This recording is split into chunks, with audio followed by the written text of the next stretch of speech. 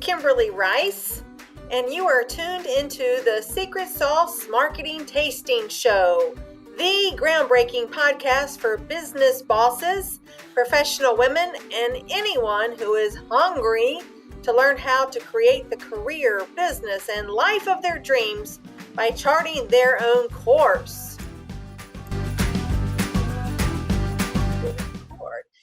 Good morning, everyone. Thank you for joining us for another episode of KLA Marketing's Secret Sauce Marketing Tastings, an episodic podcast in which we are so delighted to speak with industry experts across the land, here and abroad, to talk about meaningful topics that have a actionable impact on your ability to grow your business and to create the career of your dreams.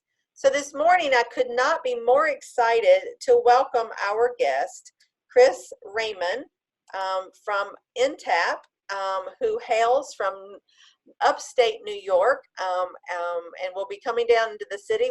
We just learned that we'll see each other tomorrow. So welcome this morning, Chris, to our podcast.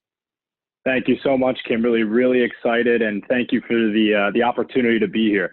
I'm honored now to be part of the Secret Sauce alumni. Yes. Well, I will repeat for our listeners at the end, as I always do, what the secret sauce is and why it is so imperative in the business building mantra, as we say. But I want to jump right in, Chris, and ask you to share with our listeners a bit about yourself, your personal passion, and just give us a few insights on your professional journey that it's led you to the One Place Intapp group. Yeah, sure. Thanks, Kimberly. So a little bit about myself. Let's see. So I live in upstate New York, as you mentioned, and with my wife, an amazing 5-year-old daughter. Love to travel, love to cook, something that many people may not know about me. I owned a restaurant for a number of years. So one of my personal passions is teaching my daughter how to make pizza. And we do that every weekend as a family. On the professional side, I think I'll take the easy answer here, but it truly and honestly is and has been working with the community, the legal community, for the last 15 years. I'm excited to go to work every day. Every day there's a new challenge to solve for. And, because at Intapp, I'm responsible for a good portion of the US, I get to meet some really fun and engaging, exciting people. So I'm happy to be part of that organization. As far as my journey goes, I started at LexisNexis. So basically, I was an intern that turned into a representative who would go out to libraries across the country to make sure, and working with the librarians, making sure that they had the correct information, correct publications that they needed, based on some of these new emerging practice areas that were coming up. Fast forward a few years, something that I am excited about. It was really honored to be part of the process. A colleague and I, we thought devices like iPhones and iPads would allow attorneys to become more remote. And so we pitched an idea internally to leadership. It got funded, and ultimately we grew that product from the ground up inside Lexis, and it became one of the industry's first ebook and digital library programs. So after running that for a number of years, I felt like I needed to do something a little bit different. And I really loved the legal network of people that I've kind of just become part of. And so I decided to make a move to this company that had a serious buzz about it in the market called One Place. And sure enough, there was so much buzz that in May, a company called Intapp decided to acquire us. And so since then, I've really been just getting to know everyone, and it's been a really great match for both organizations. We really share the same philosophy, the vision, and I got to spend a lot of time with the folks out in Palo Alto, and the company's cultures are just so similar that it really hasn't felt like a change. It really just kind of felt like we just had a bigger part of the family that we found out about. So it's been fun. So that sounds fantastic. That's so unusual that when two companies, integrate with one another, that they have such similar cultural environments. Can you share with us a little bit about, what up to this point, what is the basis of One Place and how it joined with Intapp, and what are the services exactly that you provide to the marketplace? Yeah, sure. So great question. So, Intapp in One Place, well, I'll start with One Place. We're a true industry leading CRM product. We really wanted to focus, our efforts on the marketing and business development, side of things. But we learned early on that there were so many other pieces that were part of CRM that we needed to integrate with. And I think that's what the vision for Intapp truly is. So we are creating the industry cloud for professional services. That's the vision. That's the goal. That's the solution that we're creating. And what that includes is a marketing arm, which is CRM. It's also experience. And because of our recent acquisition with Glabbit, we now have a relationship tool as well. And that's the marketing side. That's the practice group that I work in. We also have a practice group for risk. And that's more of our traditional Intapp products, right? So it's conflicts, it's walls, it's intake and terms. Those are the things that the business needs to put up to make sure that there's no conflicts. And then finally, we have our finance arm, which is specific around time. It's also going to incorporate some of those terms in pricing as well. So those are the three pillars, I would say, of Intapp One Place. And we're really there to try to build a product or a solution set that's going to be able to be a desktop platform, an end-to-end solution for not only attorneys, but also the marketing staff, IT, and our leaders and partners that are in the firm as well. Phenomenal. You may or may not know, I was in-house started my legal marketing career at Saul Ewing here in the Philadelphia market, and then went on to two successive firms as in-house, and ultimately served as chief marketing officer. So I had about 20 years of in-house legal marketing under my belt before I started KLA Marketing. And one of the things that was so frustrating for me to take to the leadership, none of the firms that I worked with had a mainstream CRM product to do all the things that that we needed to do to capture these relationships, for cross-selling, for all types of marketing and business development tactics. For the greatest reason is that the law firm leadership that ultimately had to approve that purchase or subscription, I just feel like they really didn't understand the value, to the bottom line. I mean, it does go to the bottom line. And I know that through LMA, Legal Marketing Association, there's, SIG groups. We have a SIG group here in the Northeast for CRMs. And what would be your viewpoint, Christopher, of how, if at all, you've seen firms kind of come of age, understanding the great need to capture contact, client, referral source data for, to move their business goals forward? Yeah, I mean, so I really think it's one of the things that actually led me to One Place, now part of Intapp. I tapped into a number of people in my network and asked, what are the initiatives that you're working on, for this year, next year? What's your long-term strategy? Just so I could better understand who to go out and look at the market for my own employment. And a majority said, honestly, without prompting them, that after their FMS, their financial management system rollout was either finalized or upgraded, once that was done, they really needed to upgrade or discover their CRM solution, right, and their experience software. For so long, and we've heard this 100 times, it's been firm CRMs are just a glorified Rolodex. They've been used. They've been used to send out holiday cards. But business development teams and marketing teams, they know the mountain of data that they're sitting on and how valuable it can be. So, to be able to create a product that leverages information, that you've never really been able to gain insight from. So thinking about things like opportunity, white space opportunity. So you're working with a client, but what other possible opportunities could you be, pitching for and putting, putting things together for? What about the conflicts that you have as part of your firm? Where should we not be, focused on, spending money and trying to allocate marketing dollars towards going after somebody that may already conflict out? So all of these things, because systems were so siloed in the past, it's been really difficult to leverage that information and create or make a decision based off of that. And so that's really where I think Intapp and One Place is coming in, is we're now trying to put all of the pieces in one platform. So that way the data points that you have can start connecting the dots and really give you the insight that you need to ultimately make those decisions. And that, interestingly enough, from my understanding and just from your explanation, would be absolutely game-changing, revolutionary for our legal services space.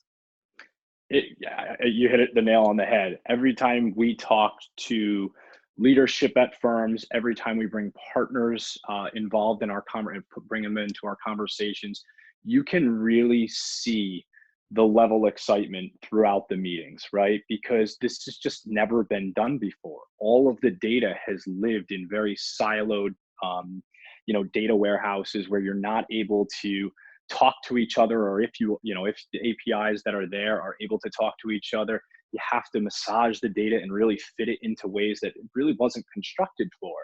And I think that because we're coming into this new age of very quickly fast changing technology, and because now we're on the cloud and we can change and adopt as quickly as we need to, I think it's going to be a really exciting time for legal, especially around the technology piece.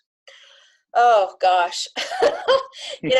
I have the battle scars that to show for all of the pitches and meetings and discussions and proposals that I and my team, whether it was in-house or now with KLA Marketing, have presented to firms of how to integrate all of their, their such valuable data to be able to leverage it for business development. And over and over and over scores and scores of times, the exasperation on the administrative teams that they're inputting client data multiple times because there's no one program, or how are we feeding this into the email marketing program or the CRM program and the billing software. I mean,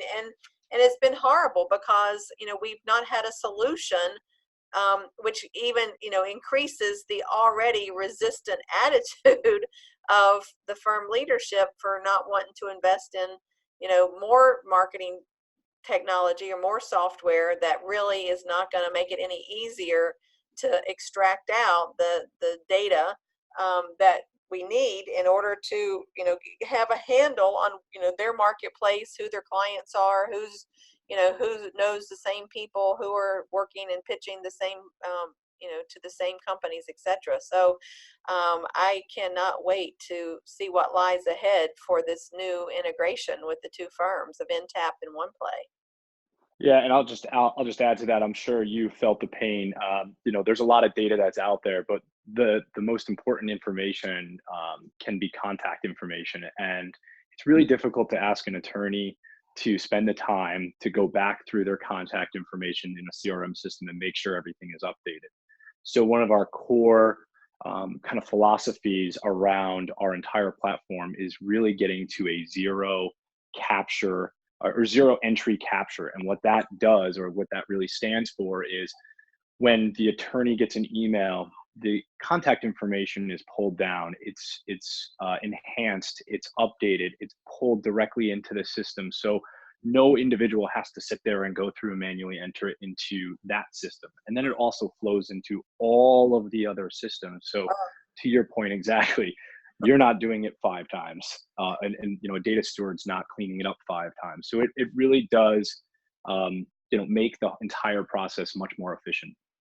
Wow. Oh, I can't wait. I cannot wait for, there's so many of our clients that we've just been, we make the case over and over again of, we have firms that we work with that have been in practice for like 100 years, and they still do not have a robust contact database. They just never captured the information. And it's just, at that point, it's like, where do you start? You start with the most recent, but it's like, and who's going to do this? And, so it's just an automatic non-starter, which is just, it really ties our hands to be able to exploit, if you will, and leverage the relationships that they already have, because we can't get to them in a meaningful way as far as through the data points.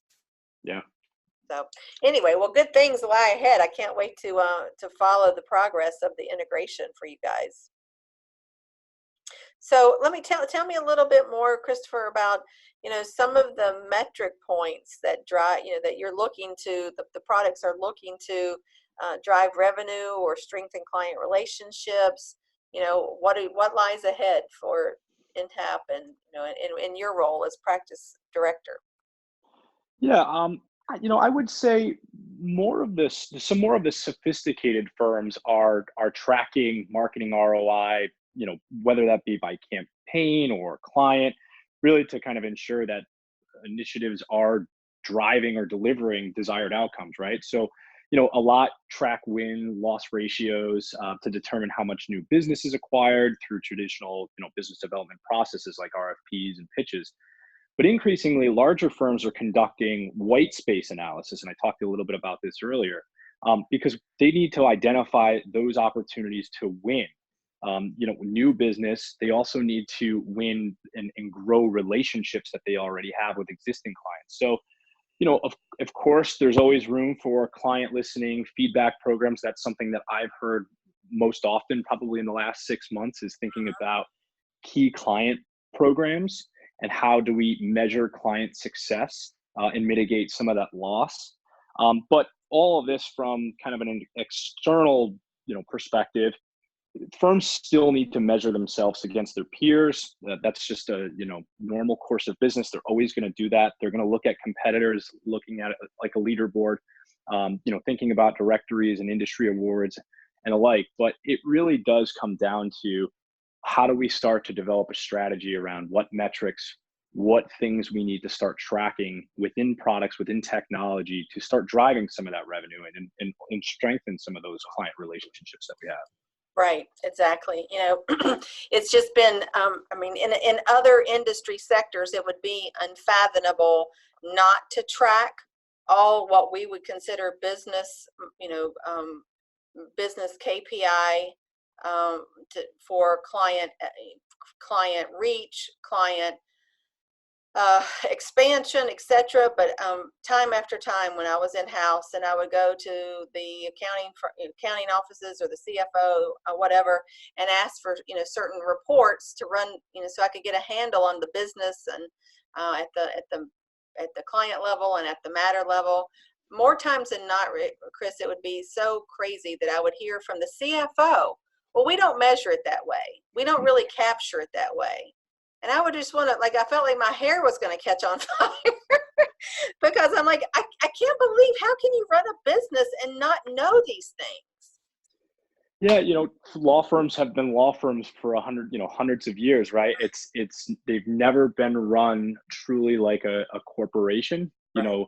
You have a normal corporation with a hierarchy, you have a CEO, then you have kind of, the next level down, and then so on and so forth. But when you're talking about a partner-led, organization where you have 60%, if not more, of people making decisions on a day-to-day basis, that is a very difficult, organization to handle and manage, Yeah. and to try to get those decisions made. And so often, more often or not, you just get hey, this is the way that we've always done it. Oh, We're still making a lot of money. We're still doing good by our clients. And so we're just going to continue as is. But I think now you're really starting, especially in the last couple of years, you're really starting to see that you need to differentiate yourself as a firm. You really need to evolve and adapt to the changing technologies, because if you're still doing things the same ways that you did them 10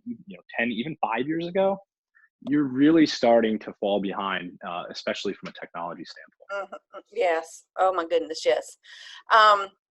So what do you see firms or CMOs struggle with still with in connection with marketing technology? Maybe not the top tier AmLaw 100 or 200 firms.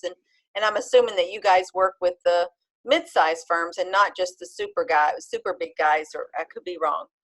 No, absolutely. I mean, we're a product that is designed for firms that want to leverage every piece of data that they have. And so, depending on what type of firm you are, if you're a forward-thinking firm that wants to engage and kind of deliver insights that you've never really thought you could possibly get before, yes, we absolutely work with you. And I'd encourage you to reach out to the team and talk a little bit more with us.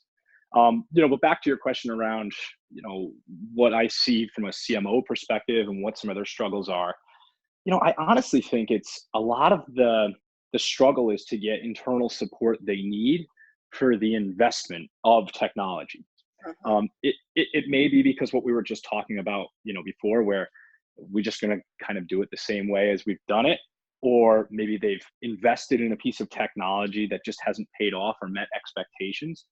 And that's certainly the case for some categories, especially CRM, right? I mean, that has always been a very, CRM has always been a negative, perceived negatively within the market. And some vendors that are out there just simply haven't delivered on the promise that they set out for. I would say another challenge, for leadership of firms is really just not understanding how the value is derived from the technology, from marketing technology. The other side of the coin, I guess, is it's the absence of technology is, it's typically not their pain point for things to start out with. So it helps CMOs. We need to help CMOs build and articulate a strong business case for really why it's needed, right? So they may not necessarily know why a piece of technology is needed, and that's really our job as practice group directors, which I am. That's really our job to help firms with setting their strategy. We also really want to get CMO's voice at the table. More often than not, we hear it's often challenging to get CMOs at the leadership table and to have some of this decision making power without some sort of higher executive sponsorship. Amen, brother. But go ahead. I was just going to say, but so you asked how we kind of alleviate things. I mentioned, we do work in partnerships with the CMOs, and that's really one of our key focuses. My team's focus is to work with them, work with marketing operations or marketing technology specialists to build the case for purchasing this technology. We share best practices. We work with networks of partners to invest in things like data studies, and also help with looking at how their data is being managed within the firm. We also help with change management. I think that's often the hardest thing is, even if you invest in a great piece of technology, getting the individuals that need to work on it day to day, it can often be the hardest thing. And so we work with those teams, and all those things help. But I think we help most by ensuring that technology solutions that we provide are really a fit for purpose, and that they can actually deliver. They can drive value. You can understand or see a ROI. Yeah. And we get the client life cycle. We get from the front office to the back office. So it's really, if you're a user from marketing or IT, finance, risk, compliance, or again, the leaders in the firm, we want to make sure that we're solving your specific use case and need, but also just not putting a piece of general technology out there. We want to make sure that we're going to solve your need and 5 other needs within the firm. And that's great, because it takes that much convincing, in all of my years of working with lawyers, one of the first questions to me when I would propose something new, or not really that innovative, but one of the first questions would be is, well, who else is doing it? Yep. right? Yep. And so hopefully, you have this long roster, because there's something, inherent in the lawyer brain of this level of competitiveness, or, their followers, oftentimes not leaders, or, trailblazers, whatever. But, so if you were sitting in front of a CEO or a managing partner, and they were questioning you on the value of, a proposed CRM, and why, the firm's doing well, it had the best year ever last year, and, we have as many clients as we can handle, why would we want to subscribe or purchase this product? What would your answer be? I think it kind of it boils down to when we did a lot of research with firms across the globe. Um, More than half told us that they're looking to they're looking to cut, or sorry, not firms, but our clients, or customers of firms, that they're looking to cut or reduce their spend with law firms. Yes. And so they're looking to control costs. They're looking for, alternative fee arrangements, and, general counsels, they're curating legal services based on, the specific criteria that matters to them. So I think the reason why a CRM, and among all of our Intapp products, is so important, is because firms can start to anticipate and respond to the changing needs of their clients. They can get a little bit more predictable, when we talk about pricing. So rather than, just taking on a piece of work that may or may not be profitable, well, now we can start to say, maybe we should look at this a little bit differently, because the last 10 times that we've taken on work that looks like this, we've lost money. And so that's generating profitability. It's adding and it's growing the business. And so I think that's really where, if you can, kind of develop some of those growth strategies, and some of the expertise that we have that we can share, that's where you really start to see the ROI. You start to see the value that a CRM brings. And it's not just the CRM. Like I said, it's bringing all of the different data points together, Sure. and being able to look at different insights, rather than just, hey, did this person come to our holiday event? It really needs to be, start to finish, end to end. Right.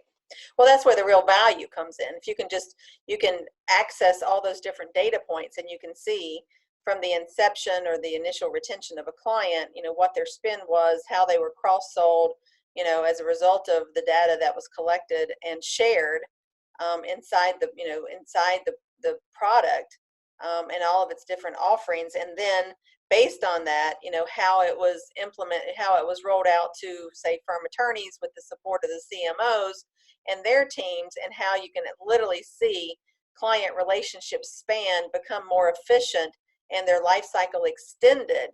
I mean, how do you argue with that value if you've got all those data points there that you can put in black and white?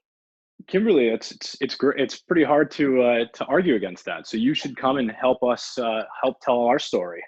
I mean, it's just so sad, because, in all my years of being in house, these were the points that I would argue, but it was like rolling up, one of those caveman, rocks, or what do you call it, boulders up the hill, because I knew it was almost, DOA, because the lawyers didn't understand, and they were already profitable, and they, bottom line, so many lawyers don't trust their colleagues and their other lawyers, so they don't want to share the information.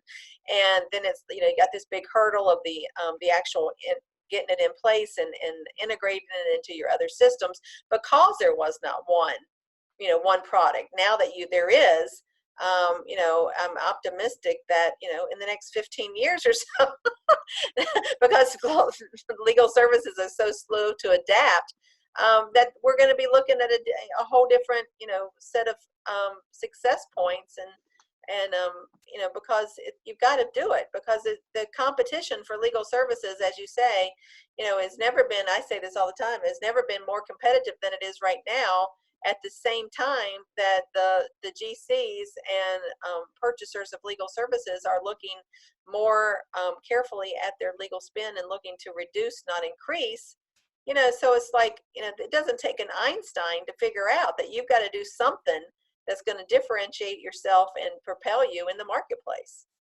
Yeah, absolutely. And one thing you brought up a really good point too, that I think most often is an underlying concern of many firms is thinking about the vast scope of a project. And so when we've talked throughout the podcast, we've talked about how many different components Intapp or any service provider out there. It's a big expense from a resource perspective. A lot of firms are trying to do a lot more with a lot less, especially in IT. So we really, as part of the community, we need to start looking at how do we take bits and pieces of these projects and start small. We really focus on something specific and we drive the value out of that one specific thing and then begin to start piecing other things together. Right. And so, for example, again, I would say the majority of the customers and the clients that we've talked to over the last 6 to 12 months, almost every meeting, key client programs come up. Start with a key client program. Right. Identify your top 10, your top 20 clients. How are you servicing them today? Are your touch points consistent? Are the right people going in to talk to those clients? Are there too many people going in to talk to that client? Is there opportunity there to grow that client, whether it's through adding new work or growing existing business? Those are the things that you can do. That's a tangible thing that you can start with. And then you can go and say, okay, well, what piece of technology is out there that can help me do this? Right. What is the thing that can help me do my job today? And that if you focus and do one small thing like a key client program, I know it's a lot of work to do that, but it's one targeted approach. And then you go on to the next thing. You can begin to take this phased approach where you're really servicing your client, from end to end throughout the life cycle. And by the, 3-5 year strategy or the 3 to 5 year initiative that you want to kind of lay out for this project, you're going to have multiple components in there. You're going to have multiple technologies all in one. And I think that's really going to help you do your job on a day-to-day basis. Yeah, I couldn't agree more. Thank you for that insight, because folks sometimes, they get overwhelmed. But then I always remind them, how do you eat an 800-pound gorilla? One at a time. You got to break. That's right. So I appreciate your expertise and your passion for how you're driving change in the legal services space. It really is an exciting time. We have inched forward some over the last 20 years. And I think that, all of us who are in this space see that the marketing technology is driving us faster than ever before. So let me ask you a fun question, Christopher. If you could give yourself one piece of professional advice, what would that be? I love this question. Oh, wow. That is a good one. If I could give my younger self, a piece of advice, honestly, it would probably be something I learned a few years ago that helped me, elevate my career to that kind of next level. I would say it's probably twofolded. First, the biggest piece is we tend to stick with what we're comfortable with. We tend to stay in the same space. We don't want to kind of mix things up. But don't be one-dimensional in your career. And that's probably the advice that I would give my younger self. And the reason is, I was given something similar. And at the time, it had always been in a sales role as a sales professional. And one of the leaders in the company said, Chris, you have to know both sides of the house. You have to really go and learn the product side of the business. So that way you can go to your clients with expertise on building something that's new and that's innovative, but most importantly, it meets and fits their needs. Sure. And so I went off for about 5 years and became a product owner and walked through the evolution of a startup all the way to a product that's generating a good amount of money for the company. And through that, I learned the importance of better understanding not only your product, but your industry, your customer, and trends in the market. So that's probably the the biggest piece of advice I would give. But the second, and I say this all the time to folks that I talk to, embrace technology. And of course, coming from me, from a technology, company, that's pretty easy, but embrace technology, own it. It's not going to just be a piece of software that you're going to, install and it's going to just run and everything is going to be perfect. You have to take ownership of it. You have to hold on to it. You have to leverage the power that it can offer you, because technology can really enable us if we allow it and if we dedicate the focus to it. And I think for the folks that do that, you'll really stand out head and shoulders above the rest. Yeah, that's fantastic, and I couldn't agree more. And I just had a conversation with my husband about this the other day, when we were with some older family members, literally talking about texting and using Google Maps, because this one relative was trying to give us like street by street directions from memory. And I opened up my phone and I showed her the Google Map app, and I said, "See this? This will take me anywhere I want to go all over the world." And so I understand, believe me, I understand the reticence and the fear oftentimes because of the ignorance, of embracing technology. And it's so, and in the last, I don't know, 5-10 years, I think the iPhone came out in 2009. It's hard to believe, only 10 years, but I think with the introduction of the iPhone, the technology has been on such a crazy acceleration path. But the point you make is well taken, is that, yeah, while some technology, and sometimes people can kind of go overboard, do we really need this technology? Can we not just make our own grocery list or go to the grocery store, or whatever, how you apply that in a business consideration? But we've all had to learn things that we didn't know to get us to this point. Right? Absolutely. And Absolutely. so I remember long ago, I guess one of my greatest resistance was when I loved WordPerfect, and then the wave came in to change everybody's PC to Word. And I'm like, oh, why do we have to do this? But now, here it is, probably a decade and a half later, that we use Word every single day, and it's just one more thing to learn. And philosophically, learning keeps our brains hopefully dementia free. And so I find, and I've worked with so many folks, clients, that just summarily dismiss technology, saying, "Oh, I'm old-fashioned."